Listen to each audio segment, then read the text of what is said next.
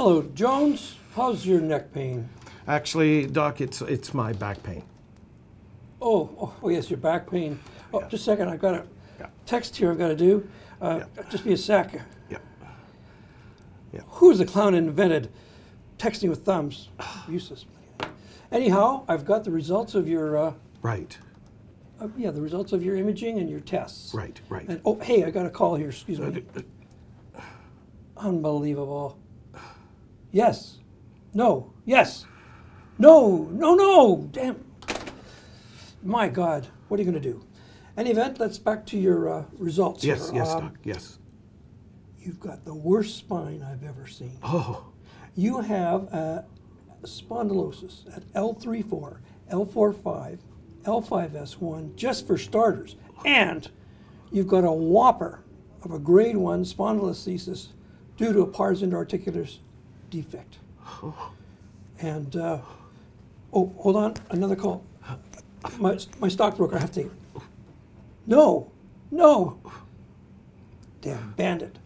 Oh, where were we? Oh, yes, in addition, furthermore, you've got the L5 vertebral body moving, slipping forward precariously on your S1 vertebral body, and you've got extensive facet arthropathy. But doctor, what does that mean? It sounds like I'm really screwed.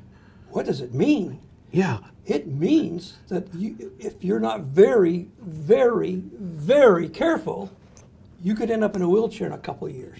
But doctor, Oh, you've been using too many pain pills. I'm sorry, time's up. I'll see you in a month.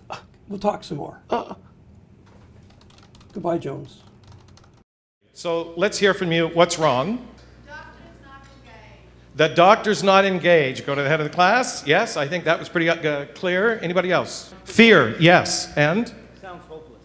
It really does sound hopeless. And what we'd suggest, preparing yourself for a patient a minute before entering the office, just gather your thoughts and calm yourself.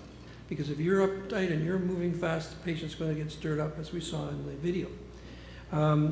Look at the patient. We need good eye contact, and the patient has to feel that they're the most important person at that particular moment. Talking slowly, and then rather than trying to focus on a lot of problems, maybe one or two problems, but acknowledge that they have other problems, because they always come in with more than one problem, and state that you're going to find a time to come and work with them, just like David May said this morning. He made arrangements for his patient to come back and cover off some of the things that couldn't be covered in the first visit. So I know that our suggestions here may be difficult for you to hear when you have a very busy practice. But I do have to stress, and I really hope you will take chronic pain patients, that you've got to find ways of slowing your own self down. One of the things I've found about anxiety is that it's highly contagious. So the problem here is that the physician is winding up the patient who was already wound up when he entered the office, right? So the physician needs to slow down. Speak at the level of the patient's understanding. The next one is the teach back technique. If you can teach it, then you know it. So get the patient to teach that little teaching moment that you had to somebody else and see how they do and check in on them next time. Invite a family member or friend to attend. Why would we do that? It tends to calm the patient down when they have support. The second thing is that they can take notes.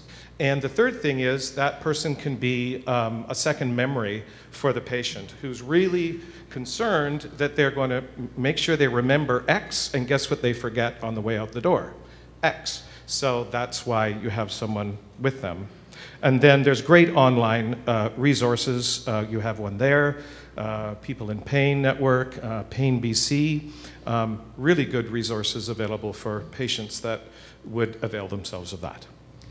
Just one additional reason why it's good to have a spouse or a significant other or a family member, because typically the patient knows what's going on, or somewhat, but the family around them are all very much involved in what's happening with them, and the disarray in their lives don't know. And so by having them attend some of the appointments, it also helps from that respect.